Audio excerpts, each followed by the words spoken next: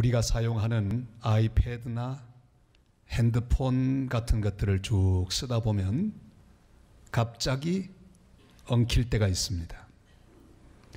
작동을 하지 않는 그런 난처한 순간을 만날 때가 있습니다. 그때 가장 쉽게 할 수 있는 조처는 완전히 끄다가 새로 켜는 것입니다. 리셋하는 것입니다. 어떤 경우에는 아예 초기화를 시키는 것도 좋은 방법이 될 수 있습니다. 그러면 대개 작동을 바로 하는 경우가 많습니다. 기계도 이렇게 엉키는데 하물며 우리 사람이 이 땅을 살아가는 동안에 얼마나 많은 갈등과 어려움 가운데 사는 사람들이 엉킬 때가 많이 있겠습니까? 생각이 엉키고 이성이 엉키고 마음이 어지러워서 갈피를 잡지 못하게 되는 그런 순간이 우리 앞에 많이 찾아옵니다. 전혀 내 기대와는 다른 양상이 내 인생에 전개될 때는 암담하기도 합니다. 좌절하고 탈진에 이르는 경우도 있습니다. 여러분, 이럴 때 어떻게 하면 좋을까요? 십자가는 바로 하나님의 리셋입니다. 죄로 말미암아 온통 엉클어진 세상, 저주로 말미암아 대책 없고 절망하고 있는 인간의 마음, 전쟁과 갈등으로 혼돈 가운데 있는 세상의 역사를 다시 리셋하신 현장은 바로 갈보리 십자가입니다. 우리 주님께서 십자가에 달리실 때 모든 것이 멈춘 것처럼 보입니다. 해도 빛을 잃었습니다. 세상의 모든 것이 다 사라진 것처럼 보였습니다. 그러나 하나님은 십자가로 세상을 다시 리셋하시고 3일 뒤에 사망 권세를 이기시고 부활하심으로 역사의 새 아침이 왔습니다. 보라, 내가 만물을 새롭게 하노라. 주님의 부활과 함께 어둠은 물러가고 절망이 물러가고 새 아침이 밝았습니다. 새 역사가 시작이 되었습니다. 부활절 계산법은 약간은 복잡합니다. 3월 25일에서 4월 15일 그 사이를 왔다 갔다 합니다. 왜 이렇게 자꾸 변할까요? 그것은 주후 325년 아주 중요한 종교회의가 있습니다. 그걸 니케아 회의라고 하지요. 바로 우리가 고백하는 삼위일체 신앙이 확정된 그런 중요한 교회 회의입니다. 거기 부활절을 계산하는 방법이 정해져서 그때부터 그 식으로 계산을 하게 되었습니다. 고정된 날짜가 아닙니다. 부활절은 먼저 춘분이 지나야 합니다. 낮과 밤의 길이가 꼭 같은 춘분이 지나고 보름달이 지나가야 합니다. 춘분 후 만월 후 첫 주일, 그게 부활절입니다. 왜 그럴까요? 그 의미가 있습니다. 낮과 밤의 길이가 똑같은 춘분, 드디어 빛이 어둠을 이기기 시작합니다. 그리고 보름이 지났습니다. 보름달이 지나고 처음 찾아오는 주일, 그게 바로 부활절입니다. 세상의 모든 어둠의 권세를 이기신 예수 그리스도의 부활, 빛이 어둠을 이겼습니다. 하나님의 놀라운 역사가 부활의 아침에 빛처럼 환하게 역사 가운데 사람들 가운데 퍼지게 되었습니다. 그래서 바로 그날을 축하하고 부활절로 지키게 되었던 것입니다. 부활하신 예수님은 약 40일 동안 이 땅 위에 머무셨습니다. 그리고 40일 뒤에 승천하시지요. 주님의 가장 큰 관심이 무엇이었을까요? 그것은 바로 절망과 의심 가운데 뒤엉켜 있는 제자들의 모든 상태를 다시 리셋하여 새롭게 출발하게 하는 일, 그것이 주님의 관심이었습니다. 그래서 제자들을 다시 만나는 재회 장소를 처음 예수님께서 제자들을 만났던 그 갈릴리 바닷가로 정하셨습니다. 그리고 그곳에서 다시 출발하도록 은혜를 주셨습니다. 오늘은 부활의 주님을 다시 만난 제자들처럼 우리도 주님을 오늘 이 아침에 새롭게 말씀으로 만나는 복된 은혜가 함께 하시기를 바랍니다. 천사가 전한 말을 들었습니다. 갈릴리 가면 만날 수 있다고 하는 말을 듣고 제자들은 갈릴리로 왔습니다. 거기서 부활하신 주님을 기다리고 있었습니다. 7명의 제자들이 거기 있는데 베드로가 벌떡 일어났습니다. 그리고 말합니다. 나는 물고기 잡으러 가노라. 우리 3절을 다 같이 읽겠습니다. 시몬 베드로가 나는 물고기 잡으러 가노라 하니 그들이 우리도 함께 가겠다 하고 나가서 배에 올랐으나 그날 밤에 아무것도 잡지 못하였더니. 아멘. 이 귀절에 대한 해석이 여러 가지가 있습니다. 그 대표적인 것만 소개한다면, 물고기 잡으러 간다는 것은 이제 제자의 일을 그만두고 세상 직업으로 돌아가는 그런 순간이라고 설명하는 학자도 있습니다. 혹은 예수님을 기다리다가 심심하니까 심심풀이로 고기나 잡아보자 해서 고기 잡으러 갔다는 해석을 하는 학자도 있습니다. 혹은 거기 기다리는 동안에 밥값이라도 하려고, 용돈이라도 벌려고 옛날 잘 하던 그 고기 잡는 솜씨를 활용해서 고기를 잡으러 갔다, 이렇게 해석하는 해석이 있습니다. 자, 그런데 여러분, 어떤 해석이든지 그게 중요한 게 아닙니다. 분명한 게 하나 있습니다. 이제 제자들은 뒤로 돌아갈 수 없는 자들이란 사실입니다. 베드로는 전에 물고기 잘 잡았습니다. 그것만 해도 행복하고 충만했습니다. 그러나 이제는 그것으로 만족할 수 없는 사람이 되고 말았습니다. 왜냐하면 주님께서 그를 부르시고 사람 낚는 업으로 세워주셨기 때문입니다. 여러분, 전에 잘하던 것이라고 다시 하면 곤란합니다. 내가 하고 싶다고 하면 안 됩니다. 내가 가고 싶은 곳으로 가는 것도 곤란합니다. 베드로는 거기서 부활하신 주님을 기다려야만 했습니다. 주인이 가라고 하는 곳으로 가야 합니다. 주인이 있으라고 하는 곳에 우리가 있어야 합니다. 2005년 터키 한 들판에 목자들이 모였습니다. 약 한 26명 정도의 목자가 아침을 먹기 위해서 옹기종기 모여서 이제 식사를 합니다. 아무 일도 벌어지지 않았습니다. 보통 식사입니다. 흔히들 그렇게 식사했습니다. 그런데 그 양무리 가운데 한 마리가 움직이기 시작했습니다. 그리고 어디론가 향하기 시작했습니다. 그러자 그 옆에 있는 친구 양이 또 따라갑니다.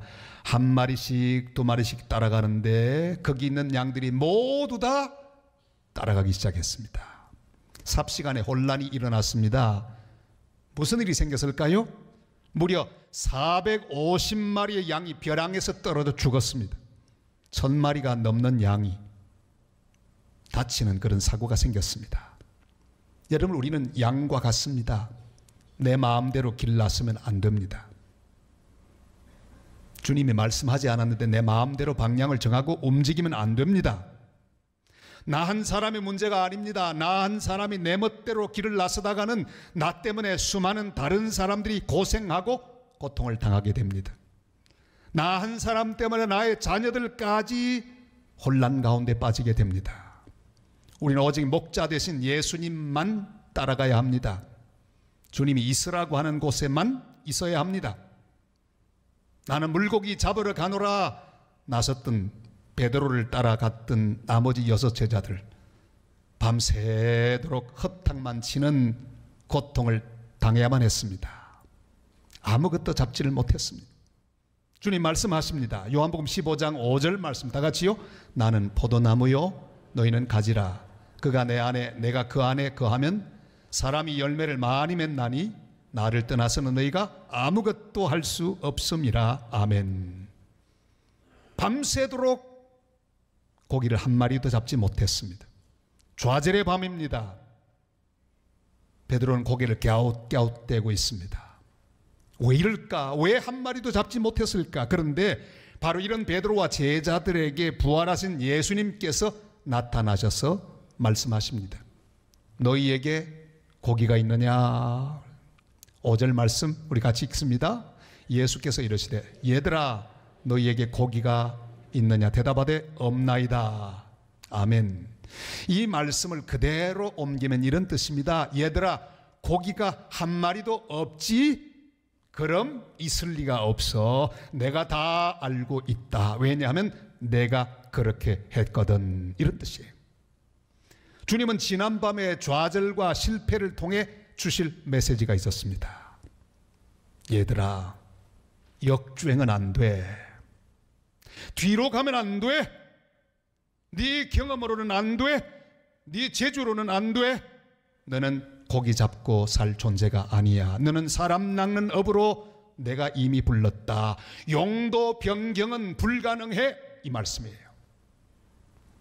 지난밤 동안 제자들이 홀로 헛그물질을 하고 있지 않았습니다. 홀로 그렇게 헤매고 있었던 것이 아닙니다. 부활하신 예수님이 물가에서 서서 보고 계셨습니다. 주님은 그 상황 속에 개입하고 계셨습니다. 그물 속으로 고기가 들어가지 못하도록 우리 주님께서 뒤에서 다 개입하고 계셨습니다. 우리는 때때로 빈 그물질하며 지내는 고통의 밤을 경험합니다. 아무리 해도 되지를 않습니다. 내가 바라는 것이 내 손에 들어오지를 않습니다. 빈 그물밖에는 없습니다. 그래서 한숨 쉴 때가 있습니다. 그러나 사랑하는 여러분, 이때 우리가 기억할 사실이 있습니다. 부활하신 예수님께서 나의 빈 그물질을 보고 계신다는 사실입니다. 주님은 내 인생의 모든 결핍의 현장, 좌절의 현장에 계십니다. 서서 보고 계십니다. 문제가 무엇입니까? 여러분, 고기 한 마리도 못 잡은 건 문제가 아닙니다. 뭐가 문제입니까? 주님을 보지 못하고 있는 게 문제입니다. 함께 하고 계시는 그 주님을 보지 못하는 것, 못 알아보는 것이 문제입니다. 왜냐하면 우리 마음이 모두 빈 그물에 사로잡혀 있기 때문입니다. 우리 관심이 고기에 다가 있기 때문입니다. 그래서 주님이 보이지 않습니다. 이것이 가장 큰 위기입니다. 나의 마음이 돈에 다가 있고, 나의 마음이 나의 길에 다가 있고, 내가 바라는 것에 다가 있고, 주님이 계신 것은 아예 관심도 가지지 않는 것, 이것이 가장 큰 위기입니다. 걱정, 근심, 영어로 뭐라고 합니까? worry 혹은 anxiety라고 말하죠. 근데 이 라틴어에 보다 가까운 스페인 말로는 이 근심, 걱정을 아주 재미있게 말합니다. preocupación이라고 합니다. 재미있는 말이에요. pre 하는 것은 먼저란 뜻이죠. 오쿠파션, 점령한다는 거죠. 걱정이 뭡니까? 염려가 뭡니까? 내 마음을 먼저 점령하고 있는 거, 그게 걱정입니다. 돈이 나를 먼저 점령하고 있으면 돈 걱정, 질병이 나를 먼저 점령하고 있으면 그게 건강 걱정, 사람이 나를 먼저 점령하고 있으면 그게 사람 걱정. 여러분, 내 마음을 먼저 점령하고 있는 것은 무엇입니까? 돈 떨어지면 어떡하나? 사람이 떠나가면 어떡하나? 아프면 어떡하나? 이 일이 실패하면 어떡하나? 지금 나를 채우고 있는 어떤 것이든지 지금 주님 앞에 다 털어버리는 시간이 되시기를 바랍니다. 우리는 주님으로 채워져야 합니다. 주님만으로 채워져야 합니다. 고기 못 잡은 것은 걱정거리가 아닙니다. 주님을 몰라보는 게 문제예요. 주님은 내 인생의 모든 계획을 세우시고 지금 개입하고 계신데 나는 오직 나 혼자 채워보려고 애쓰고 있는 것, 그것이 문제입니다. 그날 밤은 아무리 해도 빈 그물밖에 없을 거예요. 왜요? 주님께서 그렇게 개입하고 계시기 때문에. 고기가 많이 잡히든 많이 잡히지 않든 제일 중요한 일은 내 인생을 바라보시고 주장하고 계시는 우리의 주인이신 예수 그리스도, 그분을 바라보는 것입니다. 좀 오래된 영화이지만 Cast Away라고 하는 영화가 있었습니다. 한 택배 회사 직원이 출장을 갔다가 비행기 추락하는 바람에 무인도에서 표류하게 되었습니다. 너무 외로웠습니다. 배구공 하나가 있었는데 거기에 사람 얼굴을 그리고 윌슨이라고 이름을 붙여주었습니다. 그 무료한 시간 늘 윌슨과 대화합니다. 잘 잤냐? 무슨 생각하고 있냐? 재밌냐? 이렇게 하루 종일 윌슨과 대화하는 그런 장면을 우리는 기억합니다. 여러분, 이게 바로 현대인의 모습입니다. 모두 자기가 만든 윌슨이 있습니다. 돈이고 명예고 출세입니다. 이름을 불러보지만 윌슨처럼 허상들입니다. 그게 진짜가 아닙니다. 사랑하는 여러분, 사실은 아무도 보장해 주지 않습니다. 아무도 도움이 안 됩니다. 윌슨 불러보지만 생명이 없습니다. 친구가 되지 못합니다. 그저 우리가 그렇게 생각할 뿐입니다. 우리에게는 살아계신 예수 그리스도가 계십니다. 우리 혼자 빈 그물 들고 밤새 헤매는 줄 알았는데 물가에서 주님이 지켜보시고 함께 하신 사실, 그 사실을 믿어야 합니다. 주님은 나의 실패를 아십니다. 나의 결핍을 아십니다. 나의 고독을 아십니다. 왜냐하면 그분이 우리의 주인이시기 때문입니다. 그의 손에 내 인생의 모든 것이 달려있기 때문입니다. 그 주님이 오늘 우리에게 이렇게 말씀하십니다. 그물을 배 오른편에 던지라. 6절 말씀 다 같이 읽습니다.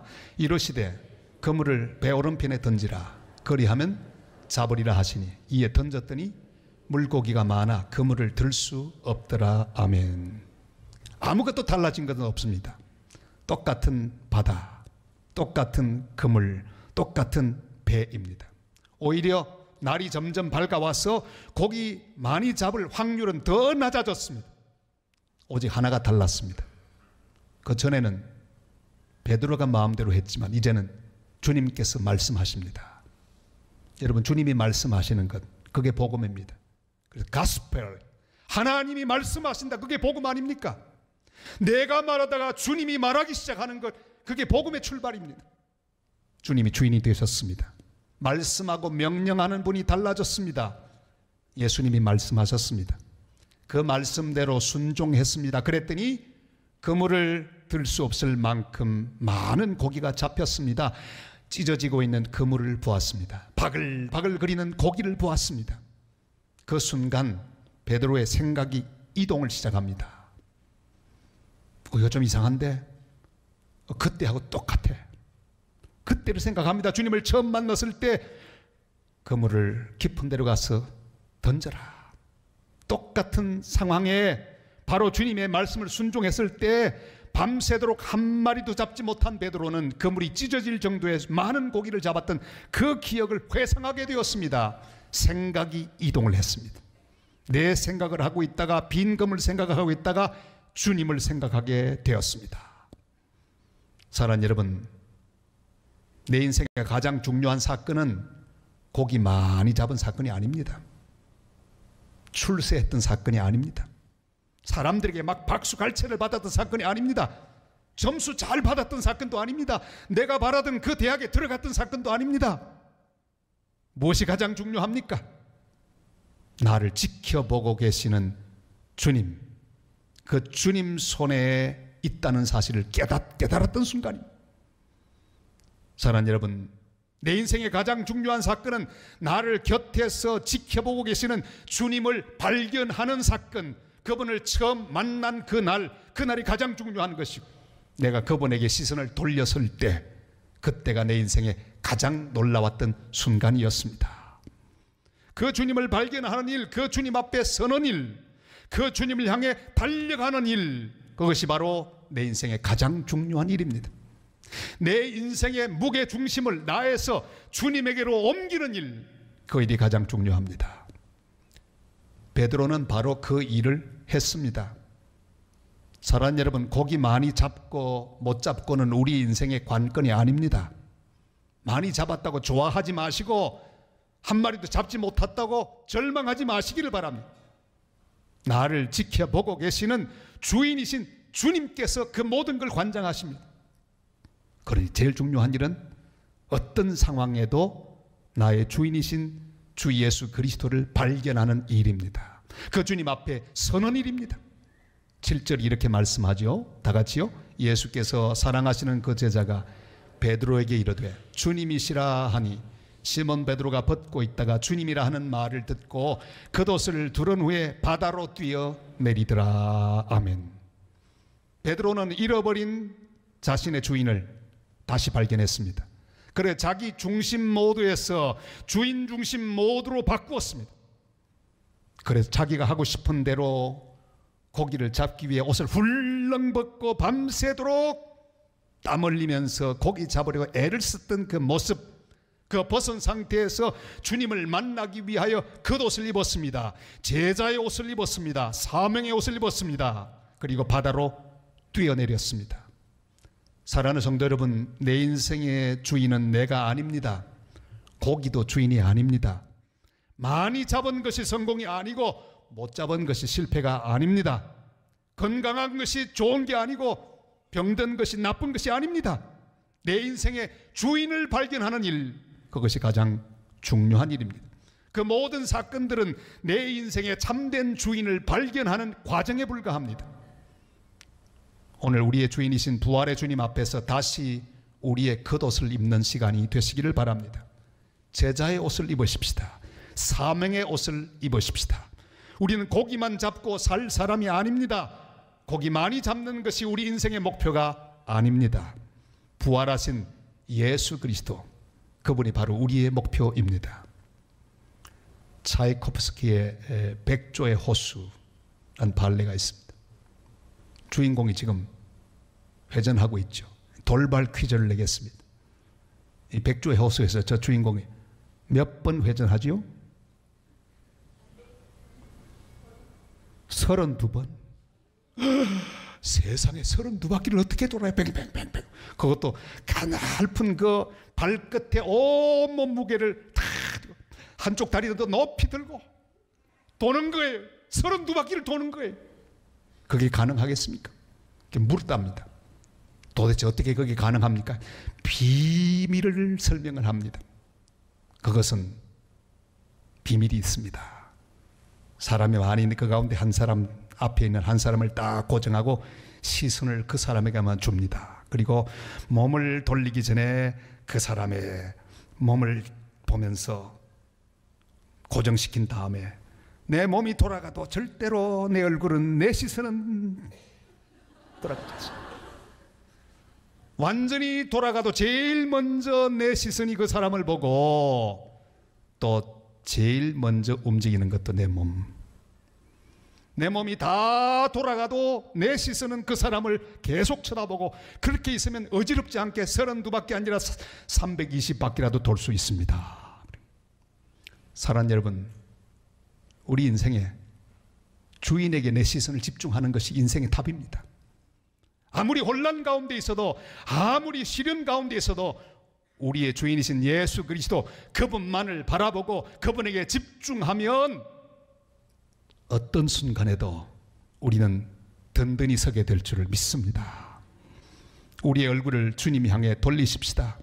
제일 먼저 우리의 주인 주님의 얼굴을 보아야 합니다. 그가 말씀하는 대로 순종해야 합니다. 다른 것은 보지 않아야 합니다. 끝까지 주님의 얼굴을 보아야 합니다. 내 인생의 처음부터 마지막까지 우리의 주인이신 예수 그리스도에게 고정시키면 우리의 인생은 가장 존귀하게 쓰임을 받게 될 것입니다. 오늘 베드로처럼 배에서 뛰어내리십시다. 제자의 옷을 다시 입고 사명의 옷을 입고 부활의 주님 앞으로 달려가십시다. 그리고 부활의 주님과 함께 땅끝까지 복음을 전하며 담대하게 살아가는 부활의 증인들이 되시기를 바랍니다. 너희에게 고기가 있느냐? 오늘 함께 주님 앞에 응답하십시다. 주님, 고기가 있어도 없어도 그게 문제가 되겠습니까? 오직 주님만 있으면 됩니다. 내 인생 주님 손에 있습니다. 주님 한 분 저의 주님으로 계시면 아무것도 문제가 아닙니다. 주님이 계십니다. 주님 주신 사명이 있습니다. 내가 다시 주님 앞에 섭니다. 사람 낚는 업으로 살아서 제 일생 동안 수많은 사람을 주님께로 인도하는 복된 사람 되게 하여 주옵소서. 이렇게 응답하는 복된 성도들 다 되시기를 주님의 이름으로 축원합니다.